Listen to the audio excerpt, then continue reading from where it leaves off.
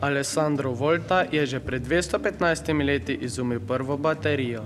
Iz njegovega priimka izhaja tudi merska enota za električno napetost volt.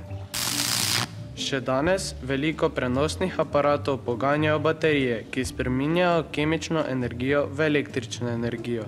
In prav to bomo danes počeli tudi mi. Zdravo, jaz sem Tilen. Lucija. Primož. In to je Infodromova počitniška rubrika z možgani na pašo. In danes vam bom pokazal eksperiment, ki bo dal vašim možgančkom misliti. Imenuje se domača baterija. Potrebujete 2 krompirja, 2 koščka cinka, 2 koščka bakra, 3 povezovalne kable in svetleče diode različnih barv.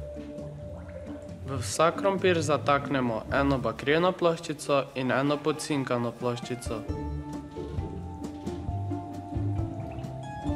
Z enim izmed kablov povežemo podcinkano ploščico na enem krompirju in bakreno ploščico na drugem krompirju. Eden je pozitivni del katoda in negativni del anoda. Z drugim povezovalnim kablom povežemo bakreno ploščico in diodo. S tretjim povezovalnim kablom pa povežemo podcinkano ploščico in drugi del diode.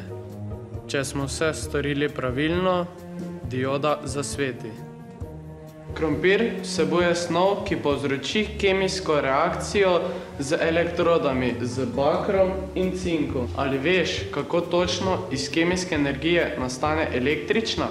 Pomisli in če ne gre, najdeš odgovor na infodrom.si. To je bil eksperiment domača baterija. Adijo!